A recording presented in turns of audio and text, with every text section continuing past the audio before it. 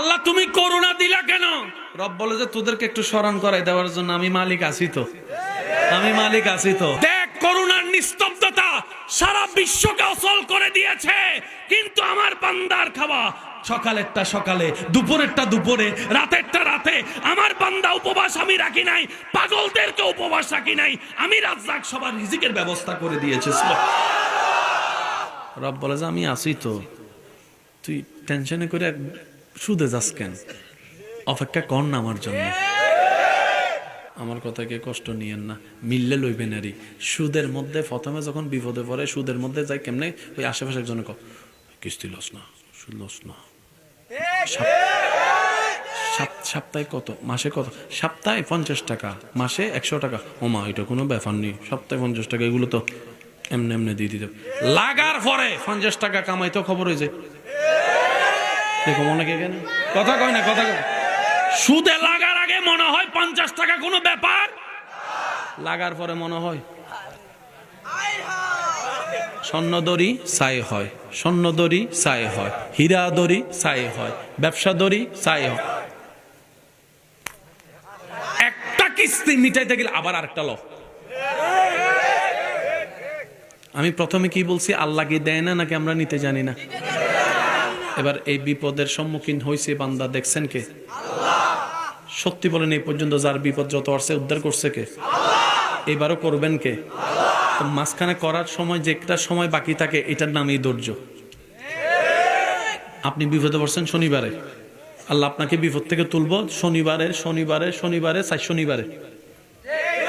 এই সময়টা পর্যন্ত আপনার শুধু একজনে কয় কিস্তি লস না, তুই লগা দা।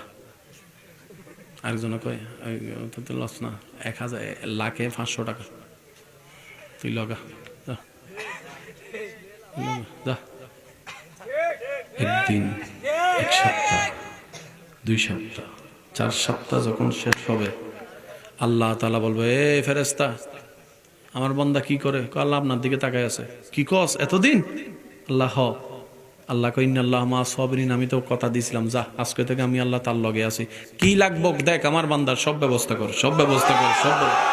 তখন সেই বান্দা দেখবেন যে একটা সামান্য ফল ধরলো গাছ বড় হয়ে যায়। আপনাদের এলাকায় আছে তো কিছু মানুষ দেখবেন, তার হাতে ফল লুকলে, গাছ লুকলে। আমার পকেটে কিন্তু ককটেল বোমা আছে, আরেকবার আওয়াজ শুরু কিন্তু মাইরা ভালো যাবো বললাম।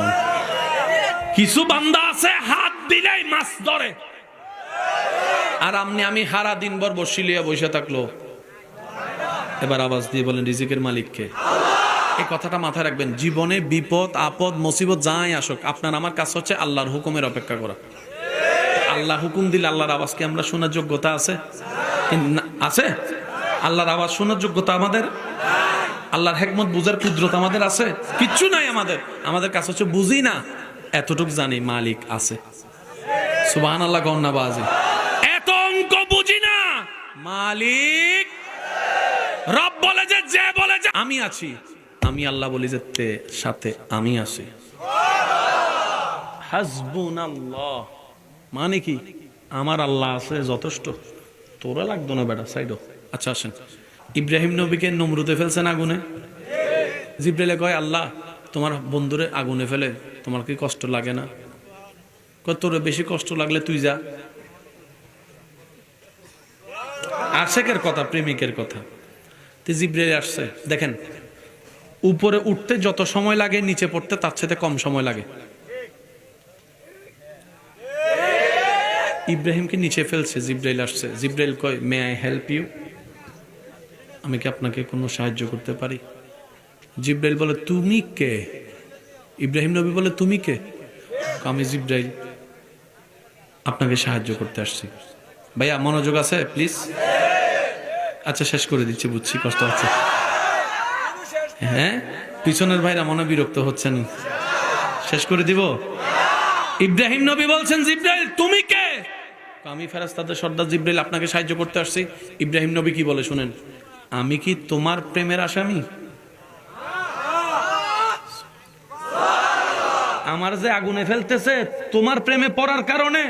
না, তো যার প্রেমে পড়ছি, যার প্রেমে পড়ে আসামি হইছি, উনি কি দেখে না?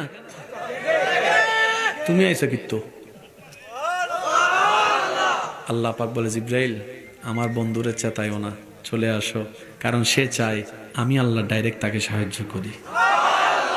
এবার ইব্রাহিম নবী পড়তেছে, আল্লাহ কি বলছে জানেন? কুলনা ইয়া নারু কুনি বারদাও ওয়া সালামান আলা ইব্রাহিম। পৃথিবীতে আমি আগুন বানিয়েছি জ্বালানোর জন্য, কিন্তু আমি আল্লাহ আজকে হুকুম দিলাম আগুন আজকে জ্বালাইস না, আমার বন্ধুর জন্য তুই শান্তি হয়ে যাস। ওই আল্লাহর কুরবিয়তের প্রধান মাধ্যমের একটা মাধ্যমের নাম নামাজ।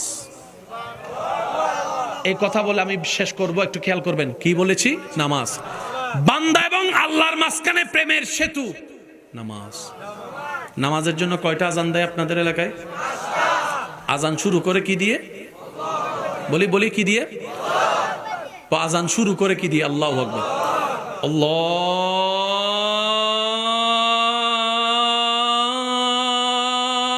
আকবার, আল্লাহু আকবার। আর একটু জোরে। কার নাম? অঙ্কটা মিলাবেন, আল্লাহু আকবার, আল্লাহ দিয়ে শুরু। এবার শেষটা দেখেন, লা ইলাহা ইল্লাল্লাহ। আজানের শুরু হয় আল্লাহর নামে, শেষ হয় আল্লাহর নামে। সুবহানাল্লাহ বলি। আজানে মোট 12 লাইন। কয় লাইন? 12 মাস নামাজ ফরজ।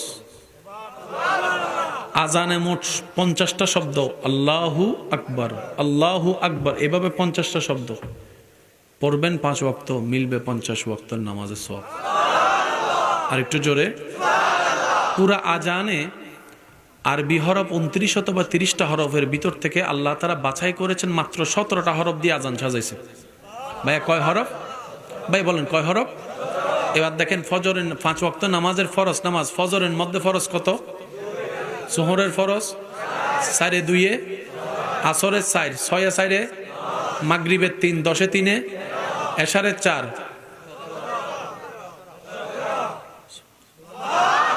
আরো জোরে বলি সুবহানাল্লাহ। 17 হরফে আজান, 17 রাকাত ফরজ। আজানের ভিতরে আল্লাহ তাআলা, আমি শিক্ষিত সমাজ যারা রবের প্রেমের সাগরে ডুব দিতে চান, আপনাদের উদ্দেশ্যে 2-4টা কথা বলি। যারা রবের প্রেমে ডুব দিতে চান, কয়েকটা কাজ করতে হবে যদি চান দুনিয়া সুন্দর হোক, আখিরাত আলোকিত হোক। প্রথম কাজ, কথা বলেন আমার ভাইয়েরা,